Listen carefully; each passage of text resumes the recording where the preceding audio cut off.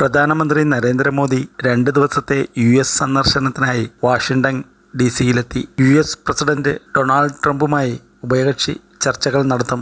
വ്യാപാരം, ഊർജം, പ്രതിരോധം, സുരക്ഷ, സാങ്കേതിക പങ്കാളിത്തം, തന്ത്രപരമായ സഹകരണം എന്നിവയുൾപ്പെടെ പരസ്പര താൽപ്പര്യമുള്ള നിരവധി വിഷയങ്ങൾ ഇരു നേതാക്കളും ചർച്ച ചെയ്യുമെന്നാണ് റിപ്പോർട്ട്. വൈറ്റ് ഹൗസ് സന്ദർശിക്കുന്ന വിശിഷ്ടാതിഥികൾക്കായി ഒരുക്കിയിരിക്കുന്ന ചരിത്രപ്രസിദ്ധമായ ഗസ്റ്റ് ഹൗസായ ബ്ലെയർ ഹൗസിലാണ് പ്രധാനമന്ത്രിക്ക് വിശ്രമ സൗകര്യമൊരുക്കിയിരിക്കുന്നത്. US തലസ്ഥാന നഗരിയിൽ എത്തിയ മോദിയെ ഇന്ത്യൻ ത്രിവർണ പതാകയും US ദേശീയ പതാകയും കൈകളിൽ പിടിച്ചുകൊണ്ട് ഇന്ത്യൻ സമൂഹത്തിലെ അംഗങ്ങൾ ബ്ലെയർ ഹൗസിന് പുറത്ത് സ്വീകരിച്ചു. വാഷിംഗ്ടൺ DC-യിൽ US national intelligence director Tulsi ഗബ്ബാർഡുമായായിരുന്നു പ്രധാനമന്ത്രിയുടെ ആദ്യ കൂടിക്കാഴ്ച.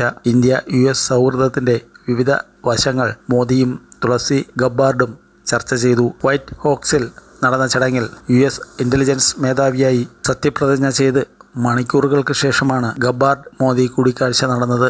US പ്രസിഡന്റ് ഡൊണാൾഡ് ട്രംപിൻ്റെ ക്ഷണപ്രകാരമാണ് പ്രധാനമന്ത്രി 2 ദിവസത്തെ സന്ദർശനത്തിനായി US-ലെത്തിയത്. ട്രംപ് 2ാം തവണയും അധികാരമേറ്റതിനു ശേഷമുള്ള മോദിയുടെ ആദ്യ അമേരിക്കൻ സന്ദർശനമാണിത്. ഇസ്രായേൽ പ്രധാനമന്ത്രി ബെഞ്ചമിൻ നെതന്യാഹു, ജപ്പാനിലെ ഷിഗരു ഇഷിബ, ജോർദാനിലെ രാജാവ് അബ്ദുള്ള രണ്ടാമൻ എന്നിവർക്ക് ശേഷം ട്രംപിൻ്റെ 2ാം പ്രസിഡന്റ് ടേമിൽ അദ്ദേഹത്തെ കാണുന്ന 4ാമത്തെ ലോക നേതാവായിരിക്കും മോദി. സന്ദർശന വേളയിൽ പ്രധാനമന്ത്രി ടെസ്ലയെയും ട്രംപിൻ്റെ ഗവൺമെൻറ് എഫിഷ്യൻസി ഡിപ്പാർട്ട്മെൻറ്റിൻ്റെ തലവനായ സ്പേസ് എക്സ് മേധാവി ഇലോൺ മസ്കിനെയും സന്ദർശിക്കുമെന്ന് വാർത്താ ഏജൻസിയായ റോയിട്ടേഴ്സ് റിപ്പോർട്ട് ചെയ്തിരുന്നു.